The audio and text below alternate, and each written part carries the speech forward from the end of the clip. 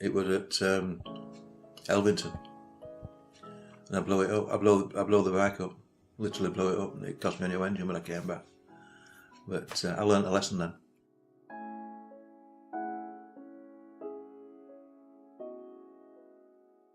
First real one was in 1990 when I took the world record, and then within 3 years after that, I won 5 championships in the 250 class.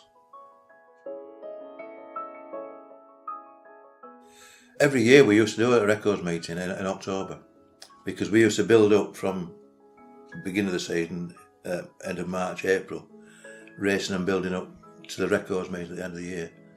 You sort of rectify any faults you have in the bike up to that time, and then you go for it.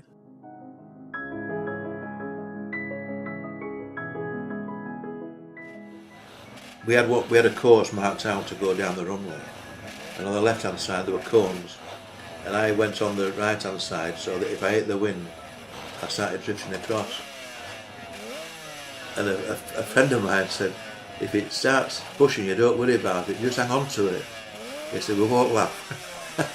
But the wind did catch me, and I was leaning further into it, and I was actually drifting across the runway, and my left foot hit the last corner and I went past it. That's the day I took the record. That was brilliant. It hurt my toe, but I won't bother about that. We got what we wanted.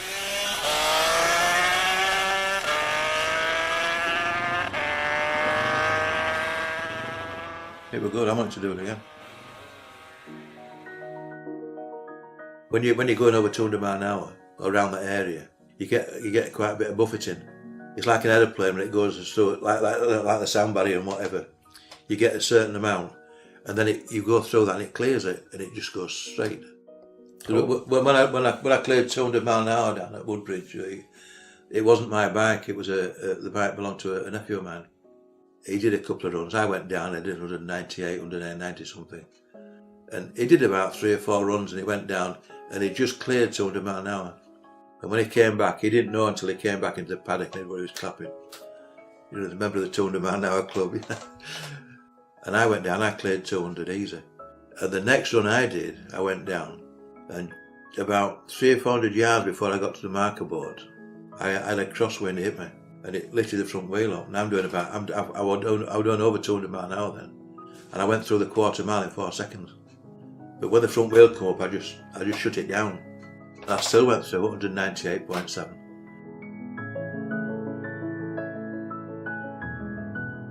When you know there's nothing coming the other way, I mean that's why Bonnefield's so interesting, because you've about 8, 9, 10 miles to go, and there's nothing coming the other way, so you're not going to hit anything. If you fall off, you just skid on salt. You might come back with a few burns on your arm, but that's just on the salt. And even on a runway like Elvington, if you come off, there's nothing to hit. So all you got to worry about is making sure you can get back up and walk back, even at 200 and 300 miles an hour.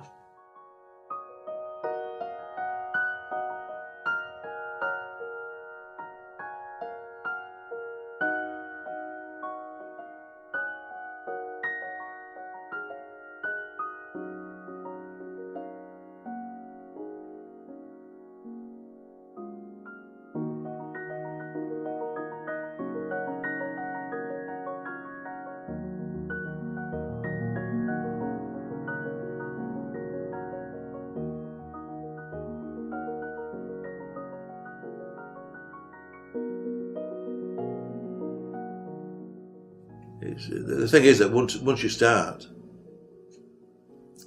and after that first run you want to go again and again, but you always want to go faster, always.